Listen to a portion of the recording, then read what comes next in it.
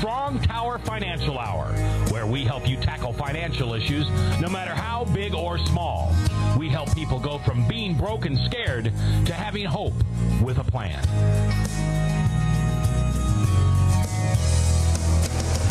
And now, here is your host, the owner and lead financial coach at Strong Tower Consulting, Justin Bennett. And we are live here at the Webcast One studios. It is the Strong Tower Financial Hour, where we do help people from being broke and scared, and we give them hope with a plan. Thank you very much for joining us. Again, I am Justin Bennett, your host, and thank you for joining us. If you missed last week, you missed an excellent show, a theme of college and how to save for college and how to cash flow college if you didn't save for college. So if you missed that, please go to our Facebook page at facebook.com/StrongTowerIowa. You will go there and see the video from that show. Just lots of good things on there to check out. And today's show is no different. Our theme this hour is small business. How to start a small business, what to do if you're running a small business, and if you're a small business with employees, thinking about maybe offering some retirement offerings. And so we have Adam Ulbricht on our show today with AO Wealth Advisory, and we'll talk about those retirement offerings. We'll also talk with Luke Reese of Reese Builders. He is the owner of that, and he has also been a small business coaching client of mine. You hear me all the time. We talk about doing personal finance coaching. We also do small business coaching. And Reese Builders, the company he owns and operates, has done well. And we want to talk a little bit about that. And maybe you sitting here watching this or listening on the podcast, you'd like to start your own business but do not know where to begin. We are going to talk about how to start your very own business. Well, thank you again for joining us. Again, as a part of our show today, we have Adam Ulbricht with AO Wealth Advisory. How are you, Adam? Doing well today. We are in May. Yes, I love it. May 1, the weather's awesome. Going to get a little colder, but that's okay. Yeah, I didn't receive a May basket today, but that's okay. So, Adam, you work with, folks not only individually, but businesses. Tell us a little about what you offer to businesses in terms of retirement accounts. Yeah, there's a lot of options in the retirement world and businesses. And it really gets down to what is the employer willing to contribute? And also, does he want the employees, him or her want the employees to be engaged in the process? Do they even have any employees? That's kind of one of the first criteria is you have employees or not, and then we look at how much you willing to commit to it. Very good. Now, after you've done that kind of analysis, there's obviously 401ks and 403bs and SEPs and those things. Walk us through a little bit the 30,000-foot view of what those are and what does that mean to the small business owner? Yeah, small business owners, it really comes down to three basic types of plans, and there's variations of them, but a SEP, a simple IRA plan, and then 401ks. The SEP allows for only employer money. The simple allows for both employee and employer money, and the 401k as well, employee and employer money. So taking the plane down a little bit, explain a little bit more detail the difference. I mean, you said one is strictly for the employer, one is strictly for the employee. Is there any more details you can give us on those? Yeah, and so let's look at an employer that doesn't have any employees. Sole practitioner, maybe has contract employees. The SEP or the 401k is really what they're going to look at. And the SEP allows up to 25% of their net to go into the plan. So if they made X amount of dollars times 25%, that's how much can go in the plan in the year as a tax deduction. It's kind of like an IRA on steroids is what that one is. It's very simple, very easy to set up, and actually have up until tax extension deadlines to set it up. So if you've extended your return for 2012, you can still do a SEP for 2012. Very cool. The next level is the 401k. If you don't have any employees, you can do an individual 401k, a little cheaper to operate, sometimes no administrative fees, sometimes about $500 a year administration fees. But you can defer and match on that one, so you can get a higher dollar amount into it, up to the plan limits, which is a little bit over $40,000 a year. Gotcha. And so as you meet with small business owners, what are some of the fears that they go through when they're that you help kind of get rid of some of the myths they're afraid of, whether they've never offered a retirement plan before and they're coming to you for guidance, or maybe they're using someone else and they're not getting good service, and so they're afraid they're just going to switch. What kind of fears do you go through, and how do you walk them through that and guide them? Yeah, the biggest fear normally is that, hey, I had a good year this year, but I'm a small business. How do I know about next year? How do I know my future cash flows? What am I committing myself to that I may not be able to fund?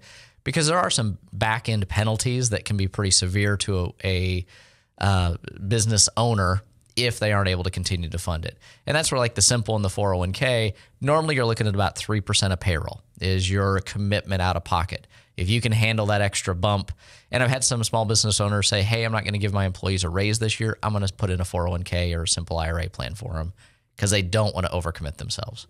And how does that go over with the employees? So they, that they when they find out that they're offering a retirement account, I got to believe they're going, yes, this is a good thing, right? Yeah, most of them, they know it's good. They want to see a retirement plan in place, and it really does help retain employees. That's one of the big things of why I have a 401k plan is it's an additional employee benefit that retains employees in your company. If assuming you have good employees, you want to retain them, so this is a way to do that. So next question I have for you is are there any that you would avoid? You said they're the three main ones. Are there any for the small business operator? Is there any that you would avoid as far as retirement plans are concerned? It's not so much avoid, it's just know the order. And the SEP, Simple, and 401k is the basics. There's also defined benefit plans because these are all defined contribution plans. There's defined benefit plans that they kind of come in after you've done one of the others or after you've maxed it out. And then also not trying to overreach. A simple IRA plan is really easy to administer, deal with, and work with. You may not need a full 401k, especially if you as the owner are not going to try to max it out. So 401ks cost about $2,500 to $3,000 a year to administer. Simple IRA, $10 per account. Very big difference there. Obviously, some extra things you can do with the 401k you can't do with the simple IRA. But if you aren't maxing it out, that might be the best plan for you. So as the advisor, what is it specifically you do? If I'm looking at bringing you on with my business and my employees, what as the advisor does Adam Olbricht do? Yeah, in each plan it's a little different, but in general it's I help the employees with their investment choices. I help you as the small business owner figure out which plan fits it best and then bring the products or the vendors to the table to solve those problems. If it's a 401k, there's normally a third-party administrator involved as well to make sure you do follow all the rules. And then there's a platform of some type, whether it be a mutual fund platform or a annuity platform, hopefully not. But there's different types of products that exist, and that's what I bring to the table is I bring both the expertise to the employees as well as the products so that you don't have to go out and search and find the best one. So as a business owner, bring you Adam Olbricht and what you do, my employees get to take advantage of getting that expertise from you then. Yep. Yeah, and I have employee meetings usually about once a year. You have a sit-down employee meeting in the office. It takes about 10 to 15 minutes. I still encourage the employee to talk to a financial advisor and have a full discussion. But as it relates to just the plan, can kind of give them a little bit of guidance on what the plan offers, the investments that are in it. If they want to also use me as a more the full than we do it outside of the office, because most people don't want to share their personal financial information at the office. Plus, I'm taking away from employer time. I don't want the employer paying them while they're sitting in front of me.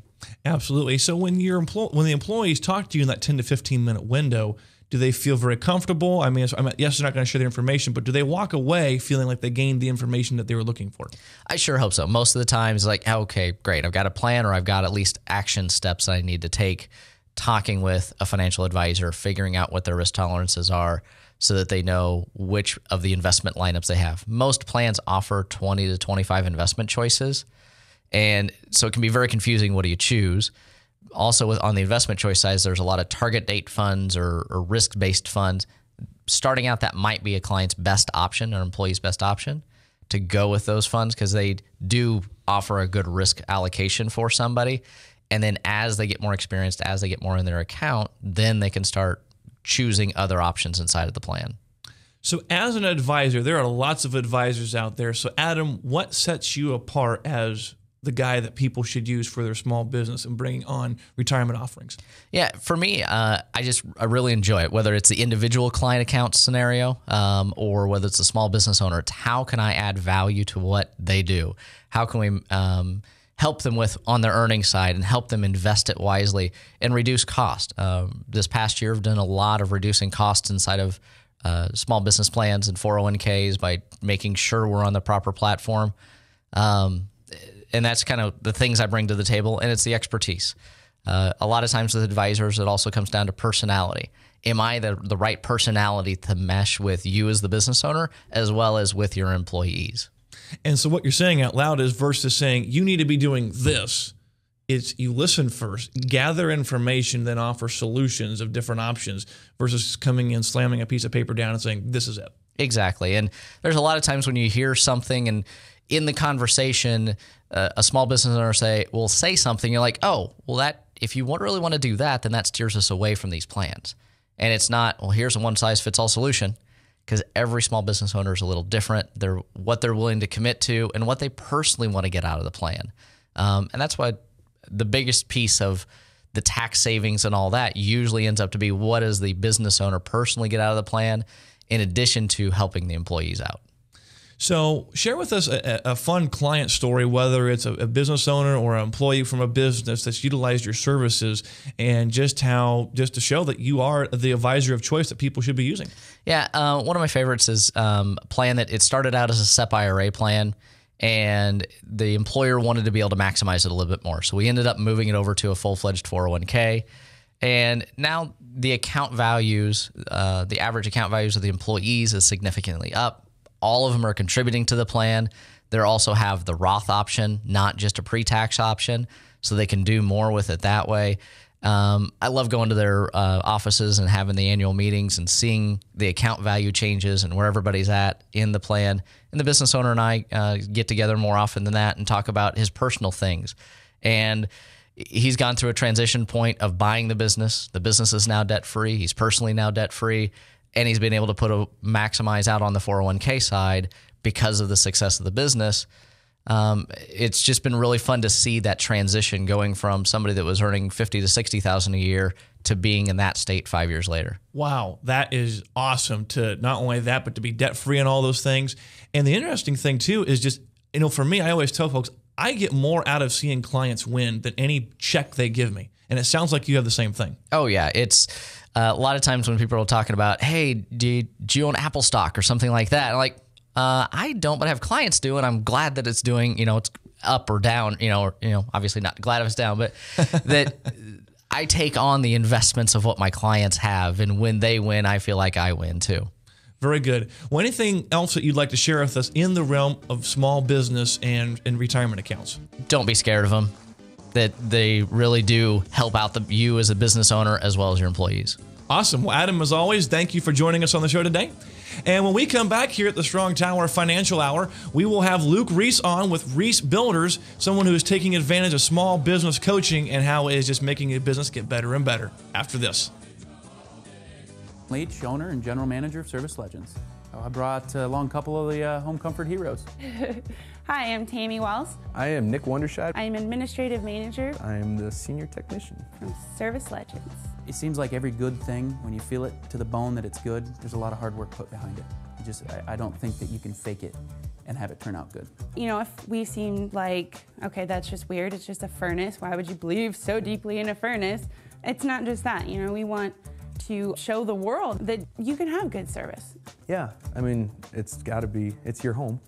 It's built into our daily trainings, it's built into our culture, that we're going to do whatever it takes to have each client say they love us, period. That's why we spend all the hours in the training that we do. And if we guarantee it's going to be a good experience for you, or else it's free, what type of work do you think we're going to do? There is a guarantee.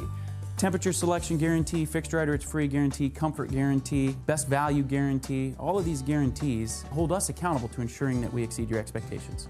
And if for whatever reason we'd fail and we can't make it right, we guarantee all of those guarantees with a 100% money back guarantee. If you don't think that your technician can fix it right, are you going to say that to a client? No. You don't have to worry about having a technician come to your house. We drug test, background check all of our team members. We put safe people in your home. Each and every one of our service techs, 400 hours a year in training. You tell it the minute they walk in the door. They know what they're doing, they've done their homework, and they actually truly care about what you want. Because at the end of the day, you're the person that makes sure I have a job. They're going to be listening. They're going to want to know what your challenges are. Then they're going to come and give you options, and you get to choose. If I'm there to help and I make it easy and painless, I did my job right that day. Well, when it comes to your comfort, safety, and your family, you don't necessarily go buy the most expensive, but you get the most bang for your buck. Oh, it's worth it, because there's a lot of people that will find a way to get it to work right now and then leave. and then come back, charge you again, and the cycle just repeats itself. So when I'm out there looking at the furnace, I want to find why it failed today. How can we change the part today with something that you're not going to have to worry about? Is it worth changing the part today? I mean, you can put a lot of money into a furnace. I can fix parts all day. There's good job security in that for me, but is it the right thing for you? I get a lot of the phone calls of after the technicians are there. They're just in awe. They're like, wow, you guys are great. I mean, I don't even know what to say. You guys are great. Everything you did was perfect. It was great. Keep going though, I like this. Just give us a try. I'm gonna take all the risk. I've got the time to make this right. I've got the support to make it right. Just check us out. And if you don't see the value in what we do, I mean, fixed right or it's free or 100% money back. enough said.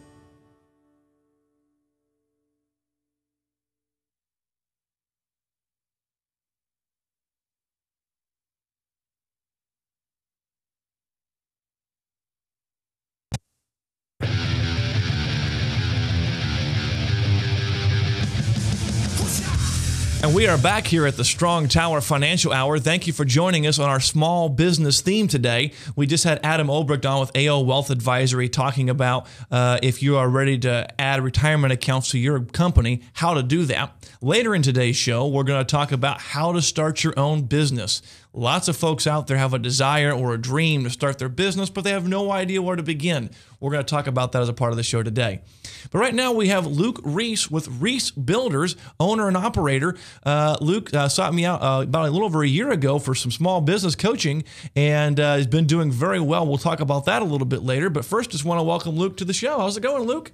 Very good. Thank you. Glad I could be here. You bet. So, Luke, tell us a little bit about yourself. Married, kids? I'm married. Been married for 10 years. Have 2 children, 6, a boy, Jack, and Violet is 2. And they keep me busy when I'm not working. Absolutely, I understand that. And so, what got you into number one, what industry are you in, and what got you into that industry? I'm in construction and finished carpentry or trim carpentry. I realized in high school that I did not want to be stuck in an office. I wanted to be out and about and using my hands. It's usually a different job site every week. So we get a lot of variety. Variety is the spice of life. That's my opinion. So good. Very good. Well, how long have you been in the construction industry, both before you started your own business as Reese Builders and with Reese Builders? Total about 13 years. I started Reese Builders 11 and a half years ago. Very good. And so 11 and a half years ago is when I started the trim carpentry side, correct. Yep. I did some remodeling before that. Very good. So what was it? What was the moment that you said, you know what, I need to go seek out some advice here? Well, I've been in business, like I said, 11 and a half years, and 10 years is quite a while. And when you don't see much of a difference, you're still plugging away, still seeing the same numbers on your tax return. You start to think twice about what am I doing wrong, what am I doing right. And I'm kind of a self-driven, motivated person. I like to always better things. If I can always tweak something a little bit, change it, it's very beneficial to me. So I just started thinking that I need to get some help. I can't do this on my own.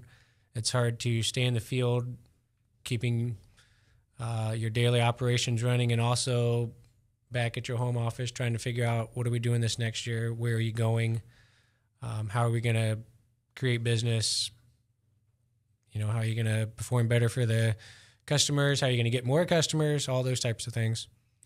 Very good. And I don't know if you remember, we met actually at a business seminar that I hosted with EntreLeadership one-day event. And so tell me, Luke, when you first said, okay, I went to see Justin, did the free 30-minute consultation thing, we're going to move forward. Were you nervous? Were you scared, going, oh my goodness, I'm about ready to have some guy come into my baby, my business? Actually, I would say neither. I was actually more unsure. I wasn't nervous, but I didn't, on the other hand, know what to expect. I was hopeful, but I would say just unsure of really what was going to happen next. That's okay. So we've been working together for a while now. Tell the listeners or the viewers, what are the couple big things that you would say, wow, this process, having Justin help me with my business, has been a huge help for my business? I would say couple of the main items I have, is just not losing focus at where you're going. All the daily things, there's always something that you have to work through, whether it's with an employee, with the customer, on the job. And it's very easy to lose the focus of, okay, where am I actually going? What are my goals? What's the focus for this year, for the next 30 days, depending on how you break it down. But I've been able to use you for bouncing ideas off of goal setting, personal motivation. I meet with Justin once a quarter. So it kind of pressures me to make sure I'm okay. Am I getting my stuff done that we talked about, so I don't look bad when I come back? Nothing like good old-fashioned accountability. That it helps a lot. It might sound simple, but if you don't have it, you're not moving forward. Well, I'd even stop right there and just say that what's interesting, because I'm a small business owner as well, and we get, as business owners, so wrapped up in our business, it's hard to take time away from the business. We know we need to. We know to grow, we've got to, but we look at our calendars and we're going, I don't know how we're going to fit this in, and the only way you can is just saying it's a priority. We have to do it. Very true. That's something in business ownership, like you said, is making a priority. Absolutely. Absolutely. So one of the things too, since you're a small business owner now, how many employees do you have? I have 4 full-time employees and 1 part-time at the moment. And so one of the things that we also do, because your wife plays a little bit of a role in this business as well, and we have her come in as well when we do these coaching sessions. Do you find that beneficial? Not? What does she think about it? Those things. I find it beneficial. I was unsure at the beginning, but it's nice to have her bounce ideas off of, and she can chime in and say, no, you actually said this, correct me and stuff like that. So I find it very beneficial. So she likes it just to get you back on track then.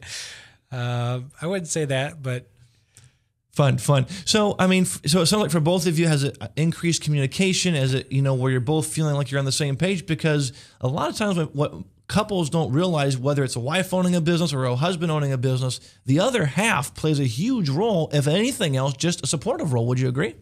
I would agree wholeheartedly. If you don't have the support at home, it's going to make your life miserable at work. So what would you tell other companies that may be considering, small business owners considering using Justin to help guide them for small businesses? What would you share with them to help maybe eliminate some fear or doubt that this would work for them? As a general rule of thumb in life, it's good to have guidance. No matter what you're doing, personal business, family, it's good to get either counseling, good advice. And I was just struggling with there's many things I was struggling with, but I would say if you're worried about the money, I felt like it paid off the first session. I wouldn't worry about that. Justin's great to work with. I didn't feel uncomfortable at all. I felt like he, was very easy to talk to, and anything that we share is kept confidential. So I'd say put your fears aside, jump in. There you have it. That just takes care of that. So helped you stay focused on your goals. That was one thing. What were some other things as far as coaching has helped you with besides just the focus of your goals? Being a small company, we get a lot of employee situations that are unsure. I like to make positive choices and not regret them. So I know I've talked quite a bit with you about specific employees, and here's what we're struggling with. What's your thoughts? What's the general thought? That was something that's helped a lot. And anybody that has a small business with employees knows that's always a ongoing, I don't want to make it sound negative, but it's just an ongoing battle that you always have to work on. Well, and when you care for your employees, which you do, you care for your employees, there's a balance between how do I care for my employees, shepherd them, if you will, and then not just give them the farm. And not to make this analogy, make any employee seem less, but it's like children. And not that they're children, but just the whole dichotomy of you got to shepherd them and guide them and help them grow in themselves as you're growing the business. That's a big responsibility. It is. But it's a very worthwhile to do that. I know it is for me, and it probably is for you as well. Yes, it is. And I enjoy the shepherding part too. I try to keep up on my guys, and not just with work, but how's life going? You know, it makes a difference if you care for your employees. Absolutely. Now, explain again to our listeners exactly Reese Builders. So you do trim work, kind of explain that, and you're even adding on kind of a new product line and service that you do. Kind of explain those things. I do furnished carpentry work, which entails a lot of the wood work in your house. A lot of people struggle with what I do exactly, but if you picture a house in the drywall stage, no trim, that's usually where I come in on new construction. And so we hang doors, case base, any built-ins, fireplaces. And then the new benefit that Justin mentioned was I'm trying to add a fireplace remodeler side, either a new fireplace surround, remodel the current fireplace with a new mantle built in on the side, crown molding, any details that you would like. And so if anyone want to get a hold of you to help do their trim or to do fireplaces, how would they get a hold of Luke Reese? My phone number is 515-201-8944, or you could check us out on my website. It's www.reesebuilders.com. Very good. And we'll make sure later today we'll get the YouTube video up, put it on your Facebook, and that way people can come, hopefully call you and ring you in for some trim work or some fireplace work. But just going back to the business here, if you had to say start over, if you could look back 10 years ago and say start over, what choices would you make different now going through this coaching process if you were to start over? The biggest thing I think I would change would be to start with the better plan. I just started working and thought I'll just work and things will start coming together, and you know, I did okay, but nothing ever really changed. I just kind of kept plugging away at the same old speed, and I never really had a good plan. It's a big question that I keep asking myself over and over again is, did I choose the right industry? We don't get to choose when we're born or where we're put, you know, if the economy's doing well or bad. So you kind of have to work around that. Well, and the good news is last year I know you had a record year in sales. Obviously, we're not going to go disclose numbers, but you had a record year last year, and you're adding a staff, you're adding products, you're adding services. That's anything a business would like. So good job, Luke. You're doing well as a business owner, so keep up the good work. Well, thank you. Thanks, Luke. Luke Reese with Reese Builders, guys. Make sure to check him out. He is awesome at what he does. I've seen his house. He is awesome. When we come back, we're going to teach you how to start your own business. And then we're also going to do a special segment on how to tackle debt coming up. From the RE/MAX Real Estate Concept Studios, this is Webcast One Live. Drug and alcohol addiction slowly steals a person's identity, tearing away pieces of their life little by little until one day it seems like the hope of a happy future is gone and there's no chance of getting it back. Here at St. Gregory Retreat Centers, we can assure you that there is hope. Our unique approach to recovery begins with the understanding that the dysfunction and damage caused by addiction can be overcome, not just dealt with. Don't let another day go by. Call St. Gregory today. My name is Justin Bennett with Strong Tower Consulting, where we passionately coach individuals, families, and businesses to make better financial decisions that help create success and eliminate financial stress. I offer a free 30-minute consultation where we find out where your situation is. I explain how I do my coaching services. Then it's up to you whether you want to continue. The Bible has, depending on who you believe, 800 to 2,000 scriptures that talk about money alone. So pretty important subject in God's eyes. That's one of the things that I enjoy doing, is help them see God's ways of handling money. You know, it's interesting, most people that I ask, what would it be like to be debt-free? The common response is, I don't know. I don't think it's possible. But in 90 days, most of my clients go from, I don't think it's possible, to, I'm excited. In 2 years or less, I will be debt-free. There's no tricks, no gimmicks, nothing being sold here. It's just learning how to do money well. This is Strong Tower Financial Hour, where we help people go from being broke and scared to having hope with a plan.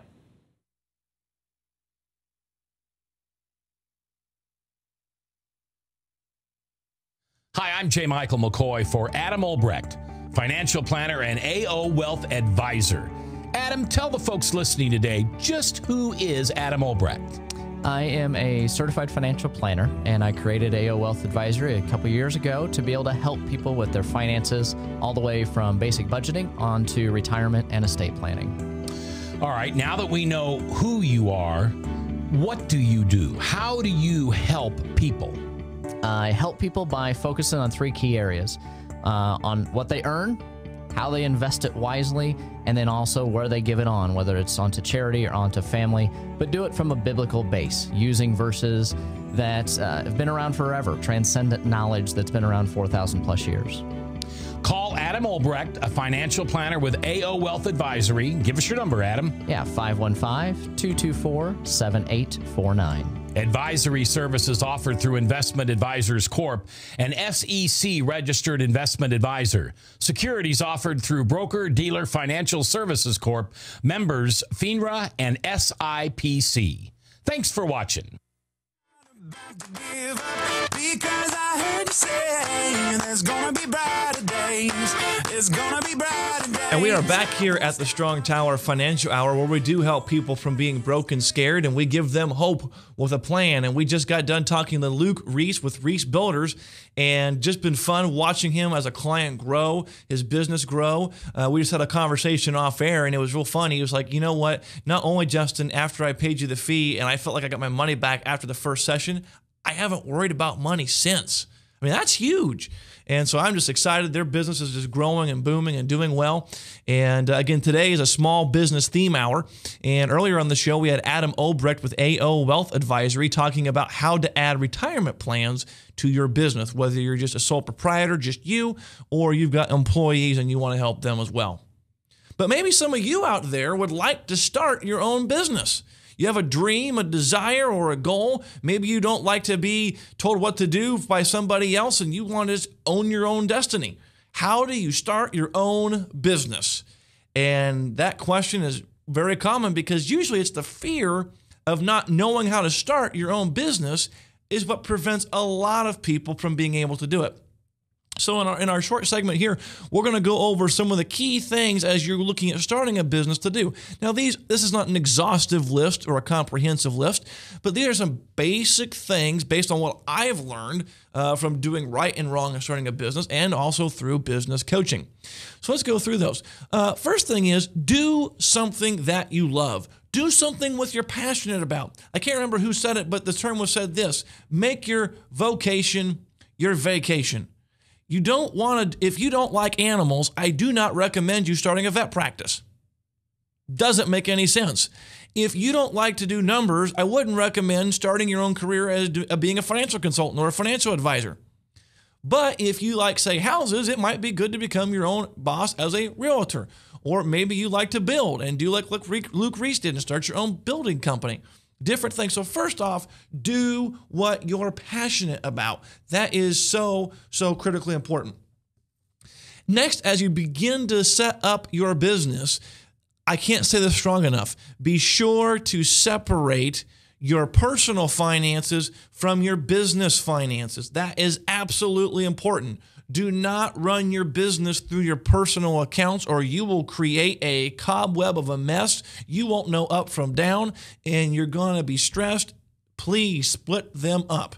Set up just a simple business checking account and a business savings account to put in what we call retained earnings. We'll talk about more about what retained earning is in a second, basically just business savings. And all the income or the revenue you receive as a business owner goes into your business checking account. If you have net profit and you want to put a percent back, you put that into business savings, or what we call retained earnings. When you have business expenses, whether it's separate rent, separate utilities, or what have you, pay that through your business checking. So if you're a beginner small business owner and it's just you, really your checkbook becomes what we call in an accounting world a profit and loss statement. Profit, how much money have you brought in? Loss, how much expense went out? And then you either have a net profit or you have a loss on your business. And you'll pay yourself from this business. So as you begin to pay yourself from this business account, let's say you're going to pay yourself $2,000 this month or $10,000 this month, whatever you made and however you're going to pay it. You simply write a check from the business account to the personal account to you personally, and that way it keeps everything nice and separate. Now, while you're doing that, be sure to save back money for taxes. Good rule of thumb, this is not for everyone, but a good rule of thumb for most people is save 25% of what you're paying yourself back in taxes, because you are going to have to pay taxes that are due on the income you have made. So make sure you do that. Now, I mentioned retained earnings. What is retained earnings? Believe me, I would have heard this when I started my business, because that would have been a huge deal. A retained earnings is a fancy word for business savings. And there's multiple reasons why you need a business savings account. Number one, income is up and down, up and down, up and down. You may need a operating expense savings account, as we're calling it, retained earnings. So if the income doesn't come in enough, or the revenue is not high enough to pay the bills, you've got some money set aside to make sure you're paying the bills, paying payroll, and you're not stressed out and freaked out. How am I going to do that? The other nice thing about a retained earnings account is this. As a business owner, there are investment opportunities, and I'm not talking so much about Roth IRAs and mutual funds, but maybe there's a piece of equipment that you would really help your business. You can't afford it, but maybe another business like yours is going out of business, or there's an auction, or you could go get something at 10 cents on the dollar. So a $1,000 piece of equipment you could go get for $100. It would be nice to have some money parked called retained earnings. So if you have investment opportunities to help grow your business, the money is sitting there and you're not having to rob from the business checking account, or really trying to find other clients or other opportunities real quick because you got a limited time to go get this deal. And so when it comes to retained earnings, you want to put a percent back of net profits into your business. Net profits simply is your revenue or the income generated minus your business expenses. That number left over is your net income. Out of that, take a percent of that and put that into retained earnings. Now, there's not a magic number, but here's an example. Let's say your goal is to put 10% of net profit into retained earnings, and you made $10,000 in gross revenues that month. You had $8,000 in expenses. $10,000 minus $8,000 is $2,000 net profit. And if you were going to take, say, 10% of your $2,000, you would put $200 over here in said retained earnings. Or if it's 20%, if that's the percent you'd like to do, it would be $400 of that $2,000 going into retained earnings. Again, it's basically an emergency fund for your business. It helps with cash flow in your business. And then lastly, for investment opportunities as you're growing, and especially when things come out on the scene very dirt cheap.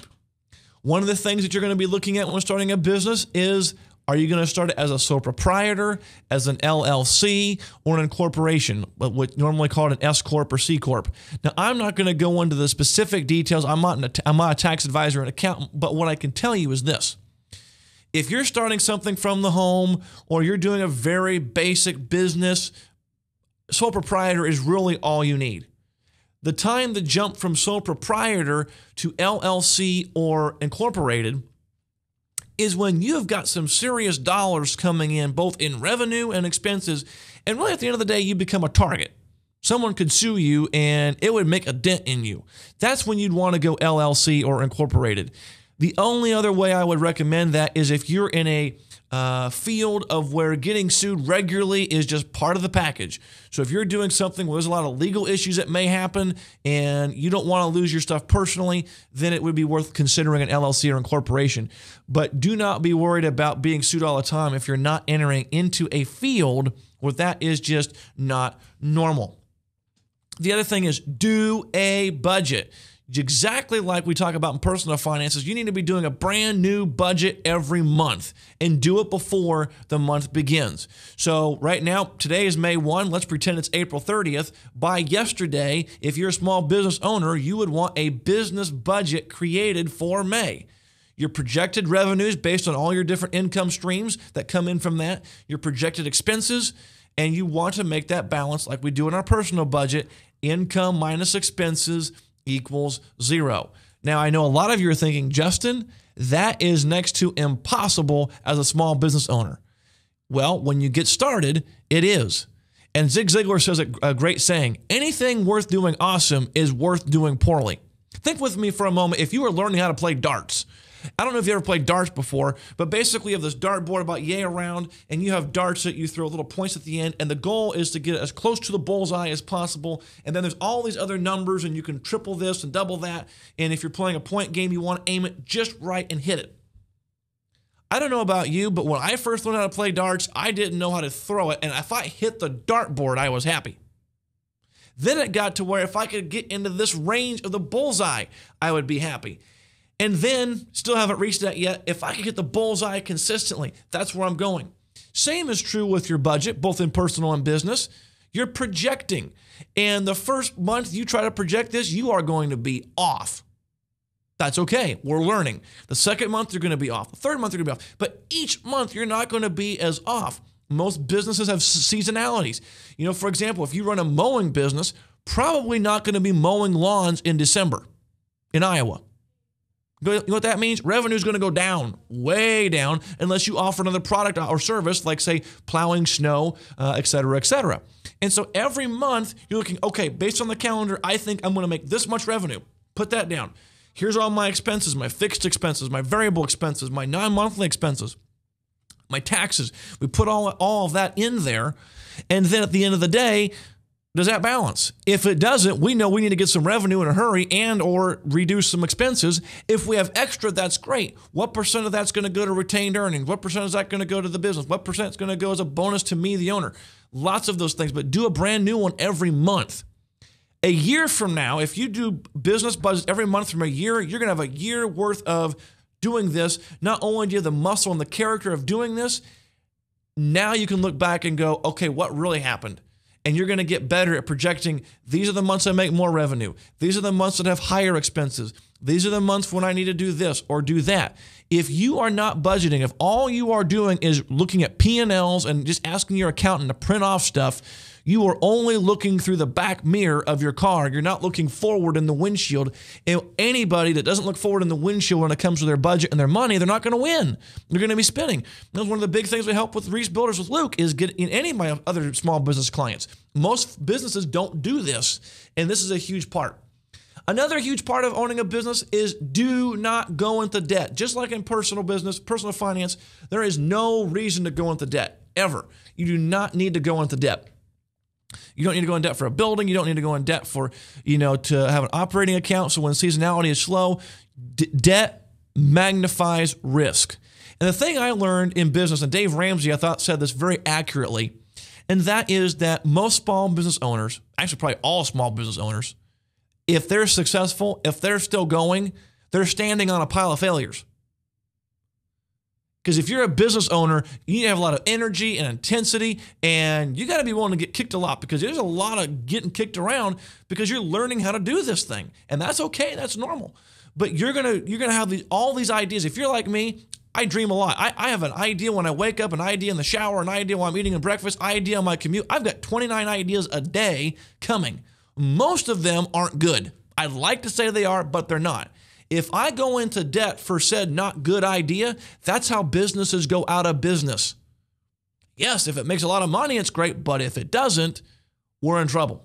So no debt in the business.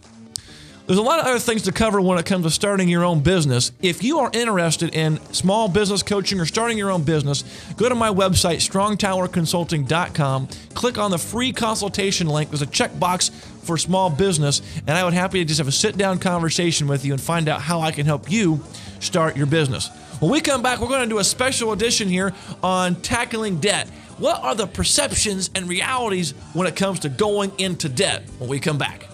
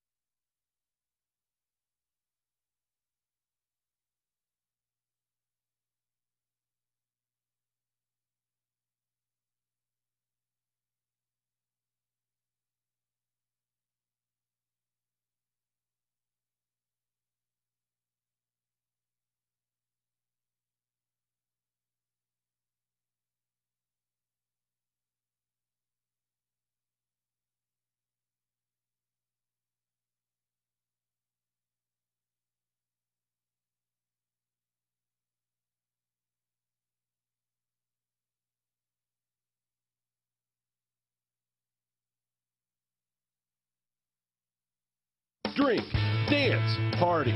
Kitty's is the ultimate dance club in Des Moines. A huge dance floor with room to move, 3 bars to keep your drinks full, and kickin' DJs playing all your favorite dance music.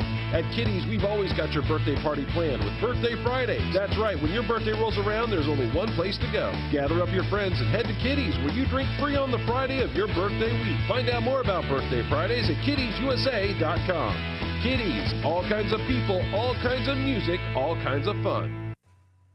Drug and alcohol addiction slowly steals a person's identity, tearing away pieces of their life little by little until one day it seems like the hope of a happy future is gone and there's no chance of getting it back. Here at St. Gregory Retreat Centers, we can assure you that there is hope. Our unique approach to recovery begins with the understanding that the dysfunction and damage caused by addiction can be overcome, not just dealt with. Don't let another day go by. Call St. Gregory today. From the RE/MAX Real Estate Concept Studios, this is Webcast One Live.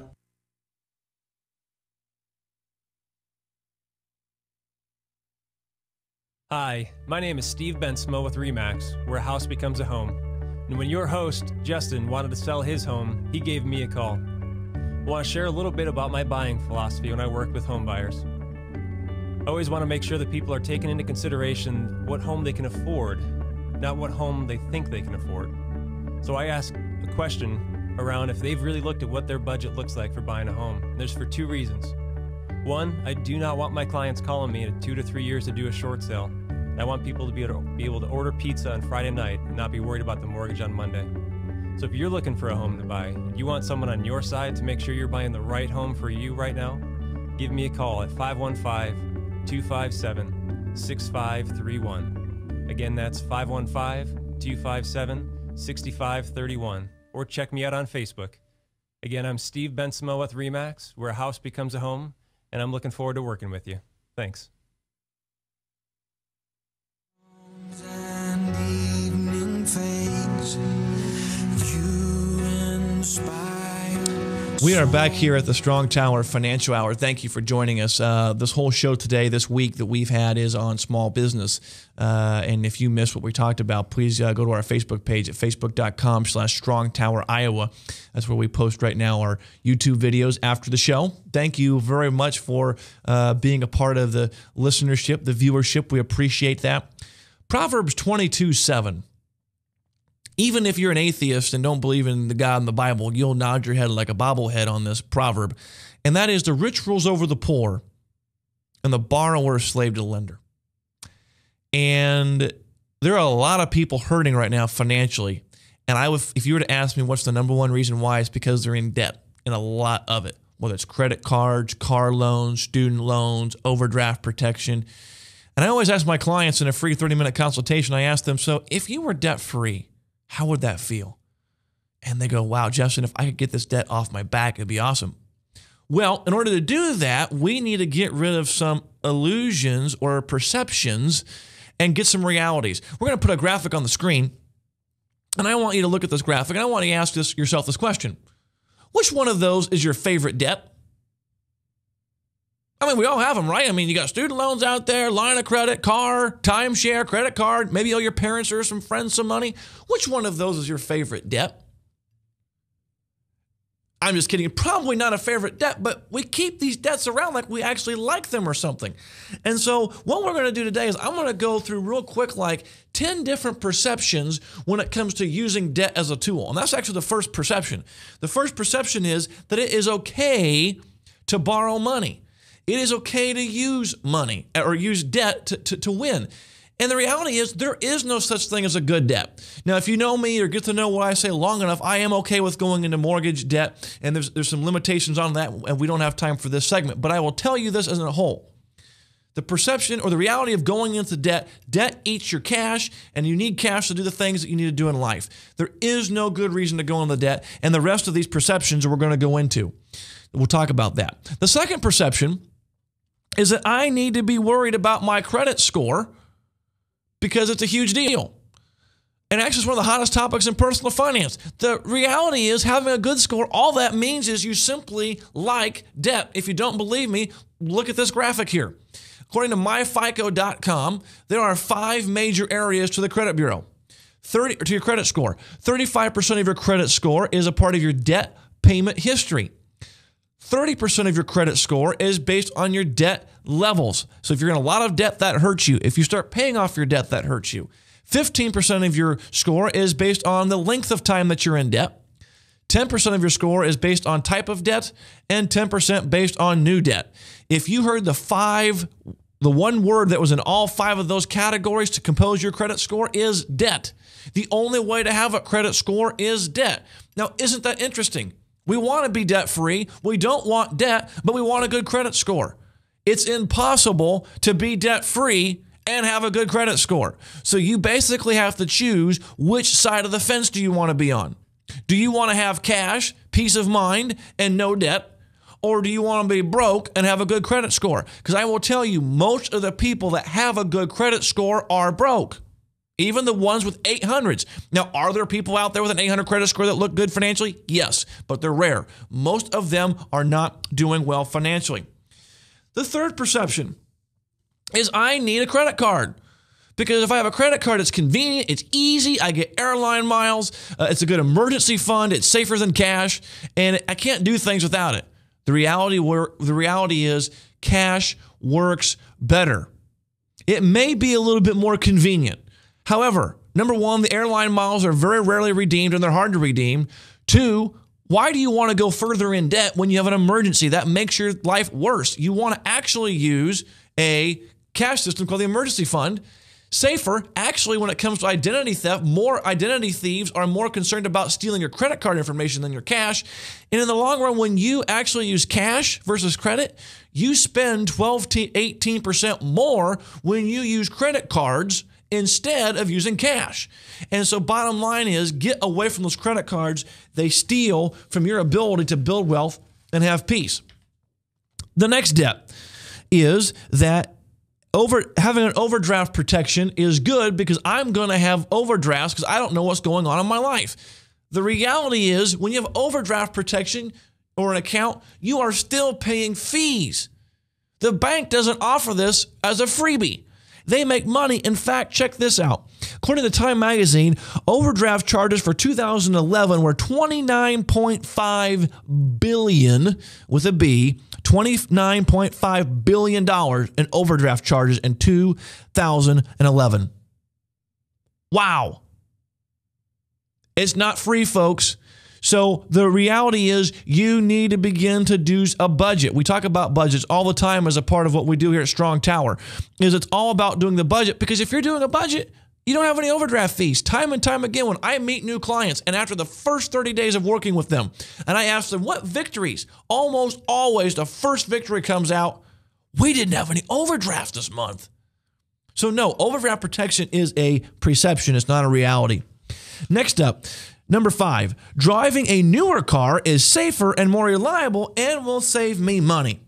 The reality is paid for cars is how you build wealth.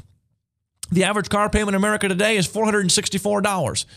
I can't remember the exact number, but I believe if you were to invest that for every month for 20 years, that's like $5.6 million. Hope you like the car. Okay? And here's the interesting thing about cars. This is from another coach friend of mine. He had a client that had bought a 2000 Dodge Stratus. Now, I didn't bring graphics. I was going to bring graphics of these cars just to kind of give you an idea. He bought a 2000 Dodge Stratus in 2009. The car had a small fender bender, hail damage, and was missing a hubcap. But on the upside, it had only 107,000 miles on it. The engine ran great, and it would only cost him $1,000. He had the car for over 2 years, or now 3 or 4 years, but at the 2-year mark, he had only put 50,000 miles on it, which is 2 cents per mile. He done the usual maintenance of changing oil, wiper blades, and a set of new tires. Other than that, the car was very reliable. Didn't really ever break down. However, his spouse, his wife, had a 2011 brand new Dodge Journey, which was in the shop 3 times the first couple months they owned it. Here's the deal. Think about this. If the average car payment, rounding numbers, is $500, take that times 12 for 12 months, that's $6,000. I don't care what $2,000 car you buy, you would have to buy a real piece of work to have $6,000 going into fixing that car. You could get a new engine and a new transmission and still be money ahead than buying a brand new car. So that is a perception, not a reality. Number 6, combining my debts into one smaller payment is easier to manage. That is not true. It's a debt consolidation. It's a con. All you're doing is moving the money over. You didn't pay off any debt. Yeah, your cash flow might be better, but the reality is you didn't change your behavior. And when you don't change your behavior, all you're going to do is rack up more debt. When I was in the banking world, I did lots of debt consolidation loans, and a lot of those people came right back 2, 3, 4 years later, maxing out those same credit cards, saying, oh no, we need another home equity loan. Oh no, we need no debt consolidation loan. So debt consolidations are not good. It's a perception. It is not a reality. Number 7, borrowing from friends and family. They'll understand. They'll be flexible on payments. They'll co-sign for you. The reality is now they're at risk and you're jeopardize your relationship. I used to be a banker. Do you know why I asked for a co-signer? The chances of them to pay me back as a banker were slim. Now, maybe if they were a brand new person as far as in the adult world, never borrowed money before, it's more of a safeguard. But most of the time when I did a cosign, and like any other banker or anyone who works at a credit union, the reason why they do that is they don't think you have when it comes down, when life gets tough, are you going to pay the bill? So guess what? When you co-sign a loan for somebody, you get to pay the bill. Because if the primary borrower is not paying, then your mom or dad or your friend or relative is going to be getting a phone call from the banker. Yo, the loan that you just did as a cosign, you owe money on that. What? Junior's not paying on it? Uh-oh. And it's going to jeopardize the relationship. Don't do it. Number 8, borrowing from myself is smart because I'm paying myself the interest. There's a lot of finance magazines out there that say borrow from your 401k, borrow from your retirement account. The reality is when you do that, you are not only putting your retirement at risk, you are also going to be more than likely, depending on the state you are in, are going to be paying a 40 to 50% tax bill because there's a minimum 10% penalty plus your tax bracket. In some states, in Iowa is one, you pay tax on that on top of that. So in Iowa, I want to say it's around 44 to 45% when you take money out of your retirement account. So ask yourself this question. Would you go to a bank and borrow money at 45%, 50% rate of interest? No. That's what you're doing when you're borrowing on a retirement account. It's like getting charged that interest. Not only that, the part that you unplugged from your 401k is no longer making any money. It's just out there until you pay it back. Here's an interesting story. A client story here. Had a client who wanted to borrow, I think it was like $28,000 from his 401k. And I said, no, it's a bad idea because when you leave your company and you'll leave, you'll either quit, die, or look for or they'll fire you. Oh no, I'm awesome. I've got a good relationship with the top executives and I'm doing awesome for them and everything's going well. I've got a good seat right here. I am not leaving this business. I love what I do. They love me. The problem was he didn't know the company was going so well that they got bought out. Company changed hands, changed names. He got to keep his job, but because now there's a new company, that 401k loan came due. He had 60 days to pay $26,000. Do you think he was able to come up with that $26,000 in 60 days without having to borrow it from somewhere else? Never borrow. I shouldn't say never. Rarely. The only time you ever want to even consider borrowing from a retirement account is if you're facing a foreclosure or a very disastrous situation, and those are very, very, very rare situations. Perception number 9 is I can hire someone to do this for me. Debt settlement companies, credit counselors. No one cares more about this than you. Now, there are good credit counseling agencies out there, but I'll tell you when it comes to debt settlement companies, almost all of them are bad. If you don't believe me, check out almost any state attorney general website, and there is a story after story. They are not big fans of these. You want to tackle this yourself. That's why we teach you as personal finance coaches. We teach you how to do this so you can do this yourself. And lastly, we're running out of time here. The last perception is I'm going to file bankruptcy. I'm going to get a fresh start and start over again. Now, number 1, if you are looking at going into bankruptcy, you need to seek the advice of a bankruptcy attorney first. I cannot give legal advice, but I will tell you this. If you file for bankruptcy, it is not the quick fix, atom bomb, start over that you would like it to be. And again, I can't go over all the specifics. We're running out of time today. But bottom line is no one cares more about your situation than you. I want to thank Ryan Northfield, our producer here, and thanks to Webcast One for using their studios. Thank you. This is the Strong Tower Financial Hour. Have a good day.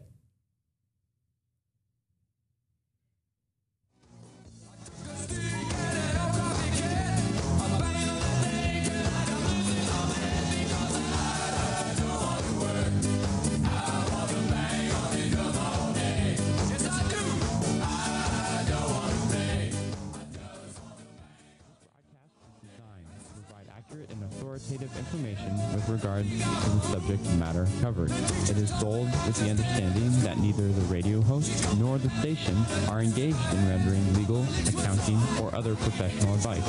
If legal advice or other expert professional assistance is required, the services of a competent professional should be